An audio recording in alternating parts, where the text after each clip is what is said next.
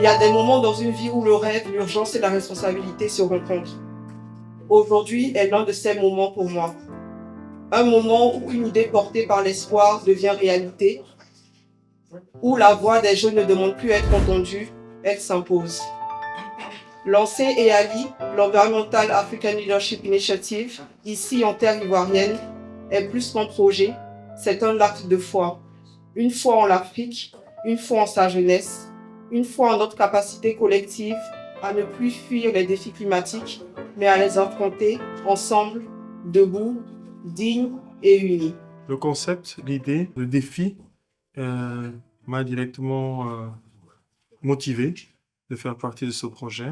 Et le lancement de cette première pierre indique de grandes choses pour le futur en termes de collaboration, d'expérience et d'action entre les pays sud-sud, comme on dit, la Côte d'Ivoire et l'Angola. Nous avons lancé le programme EALI, Environmental African Leadership Initiative, qui vise à former 200 jeunes à travers l'Afrique sur les enjeux de protection de l'environnement et de changement climatique.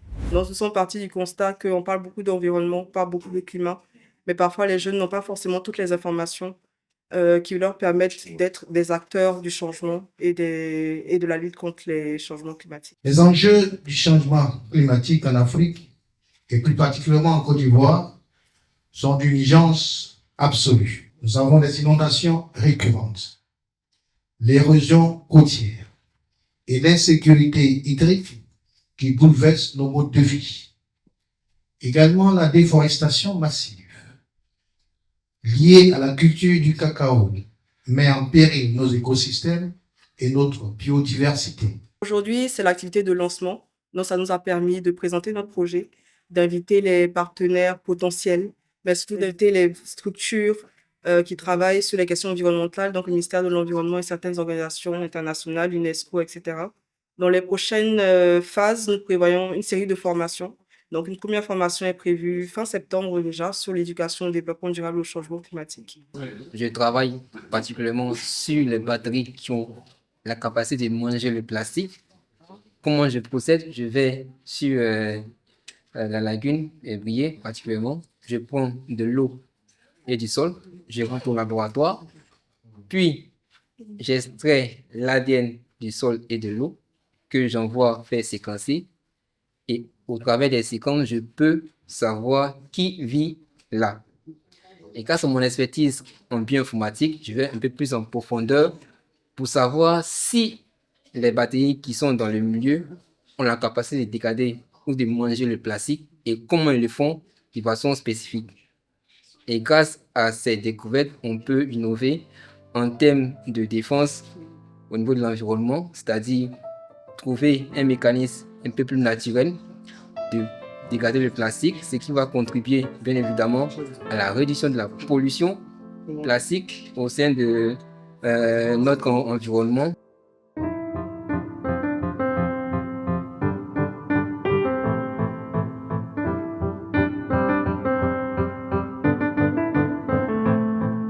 Pour Terre d'Espérance, c'est le maître de la parole qui vous salue ici. C'est le maître de la parole qui vous salue ici. Pourquoi sommes-nous là? Je ne vous apprends rien que vous le sachiez déjà. Mais écoutez ma part d'histoire dans cette aventure environnementale. Écoutez. Éminente personnalité, elle est belle cette journée qui nous rassemble ici. Je voudrais vous partager cette joie, cette émotion que j'ai. Oui, j'aime souvent dire Dieu merci. Merci à Dieu pour cette initiative. Vous êtes venus, vous dites Environmental African Leadership Initiative. Douloureuse réalité, en vérité, éminente personnalité, j'en disais d'ailleurs, bien que n'étant pas le principal pollueur, l'Afrique demeure la région la plus touchée, la plus vulnérable. Oui, en raison de sa forte dépendance, n'est-ce pas, des activités climatiques et de sa faible intention, j'allais dire, dans les actions. Éminente personnalité, la vie appelle au secours en Afrique. C'est un cri de cœur que l'Afrique elle-même porte au cœur de chaque cœur d'être. Et vous êtes venus parce que cette Afrique nord, berceau de l'humanité, ne doit pas être le cimetière de l'humanité. Vous dites trop, c'est trop. Oh, cette Afrique nord, le continent Le symbole de l'humanisme ne doit pas être la honte de l'humanisme. Comment le continent le plus riche peut-il être le continent le plus pauvre? L'Afrique est riche. Elle est riche de ses ressources naturelles, mais surtout de sa jeunesse. Une jeunesse vibrante, créative, courageuse.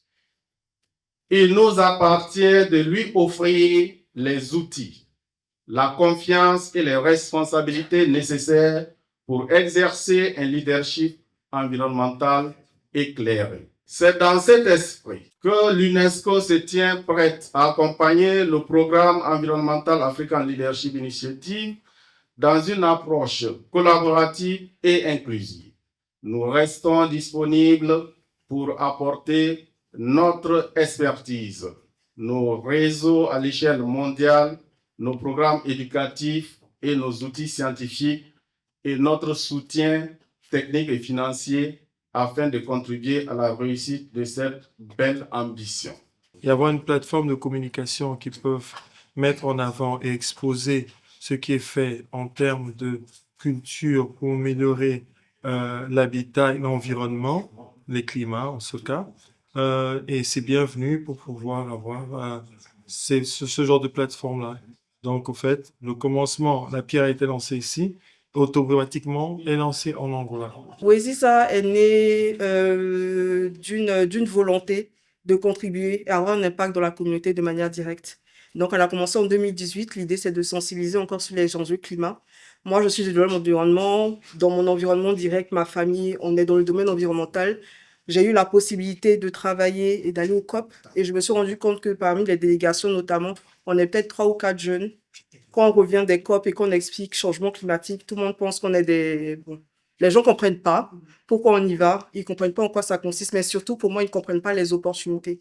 Pour moi, que vous fassiez de la communication, du marketing, de la finance, de l'architecture, d'un ingénieur, peu importe, il y a une part de changement climatique que vous devez intégrer dans votre processus. Et c'est ce que moi, je fais déjà dans ma vie quotidienne, dans mon travail de tous les jours, comme juriste ou bien comme conseillère climat. Mais je voudrais que justement ces jeunes-là, ces institutions puissent intégrer ces aspects-là dans leur mode de vie, dans leur mode de fonctionnement. Que la lutte contre le changement climatique, la protection de notre environnement, c'est l'affaire de tous, mais comme je l'ai dit dans mon discours, c'est l'affaire des jeunes d'abord. Parce que vous êtes les héritiers, vous serez aussi les héritiers qui vont laisser un héritage considérable et potentiel à nos enfants, à vos petits-enfants. Donc c'est une question de génération. Il faut qu'il y ait cette équité générationnelle pour que chaque génération puisse satisfaire ses besoins sans pâtir, sans souffrir. Et un principe fondamental que nous partageons avec l'UNESCO, c'est que dans cette lutte, il ne faut jamais laisser personne de côté. Tout le monde est content, on vous l'a dit, l'Afrique ne pollue pas, mais l'Afrique est vulnérable.